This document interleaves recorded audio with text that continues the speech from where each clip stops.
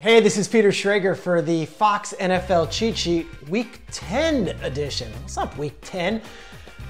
Number one, my first thought is on the Arizona Cardinals and just how darn tough they are. That's not a word you typically associate with the Arizona Cardinals, who have been high-flying and big with points and can score a lot and do some cool stuff on offense. This year they're tough.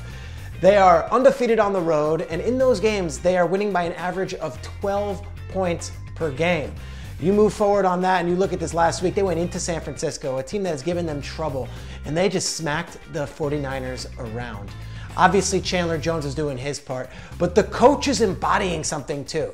It was a throwaway moment that not a lot of people are talking about this week, but when Josh Norman came and started yapping at Cliff Kingsbury, Kingsbury didn't walk the other way. Kingsbury yapped back. And yeah, there was a 15-yard unsportsmanlike penalty on the head coach. And you might roll your eyes and say, that's terrible. That is undisciplined.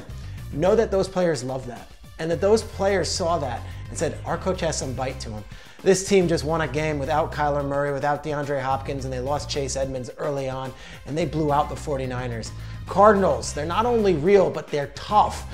And that's what's going to be important when they go and play those games in December, in January, who knows, maybe February too. Number two, Bears fans are big mad, and they have a right to be. However, let me give you the other side of the Cassius Marsh flag.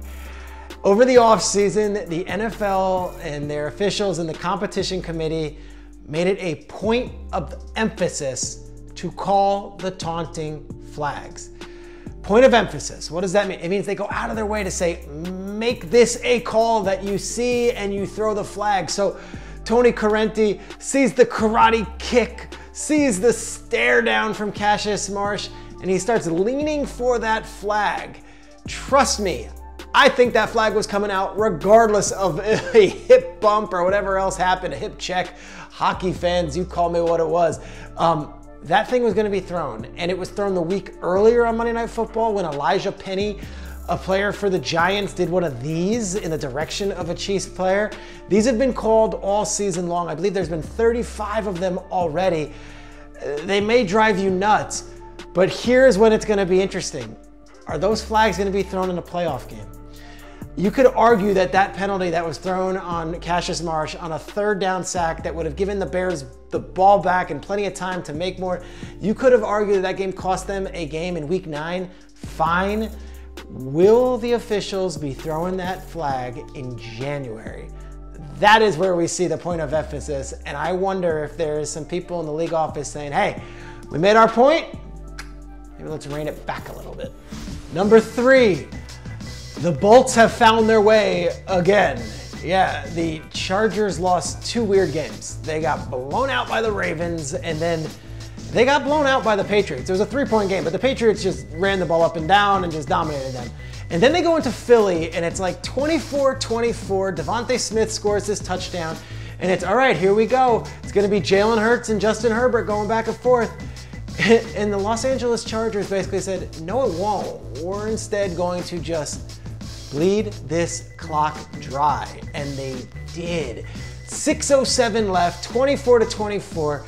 The Chargers go on a 15-play drive that included 2 different decisions to go for it on 4th down in Eagles territory, and converted and bled it dry, and then finally bring out Hopkins for the kick. This was such a statement win, but also the way they won. Chargers teams of old, they'd find a way to score, leave 2 minutes left, the Eagles would come back, score again, we go to overtime, we miss a kick. No. Chargers coach Brandon Staley got back to what they did the first 6 weeks of the season, where it was basically like, let's just take care of our business and beat this team in their building and bleed the clock dry. Did it to the Chiefs, and now they've done it to the Eagles. Brandon Staley, we see you, we like this. And to not get the ball back with 6 minutes left in an NFL game in 2021, that is a heartbreaking loss for the Eagles. That is a deliberate coaching decision by the Chargers. Number 4, how about the Tennessee Titans? It might have been the win of the week. I know everyone was going nuts about the Jaguars beating the Bills, and then, of course, seeing some of the other huge upsets where the Broncos came into Dallas. But like, for the Titans to go into SoFi on a Sunday night without Derrick Henry and win it only adds to a resume of huge victories that the Titans have been rattling off over the last few weeks. They've now beaten the Chiefs, they've beaten the Bills, they've beaten the Colts, they've come back from 14 points in Seattle, and now they beat these guys, the Rams. And I want to shout out that defense. Over the offseason, there was a concerted effort to beef up the pass rush. They went out and got Danico Autry.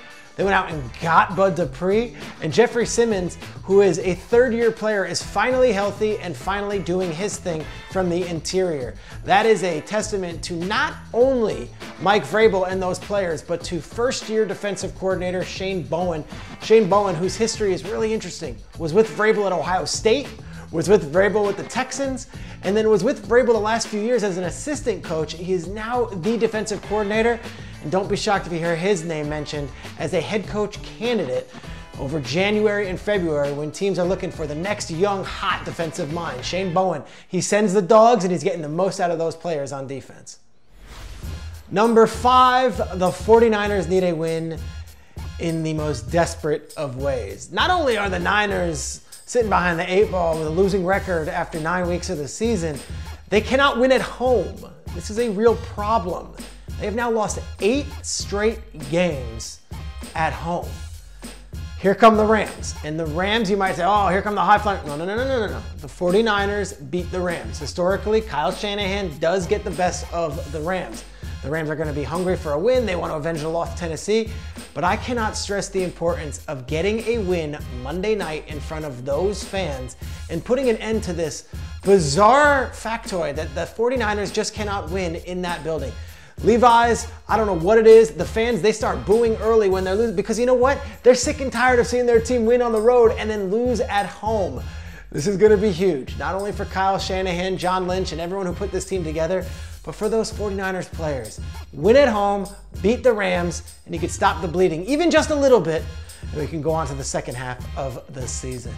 All right, that's it. It's the Peter Schrager cheat sheet. Yeah, 49ers cannot win at home. It is bizarre, and it is time for them to finally get those wins. I'll see you next week. Enjoy the games. Let's rock.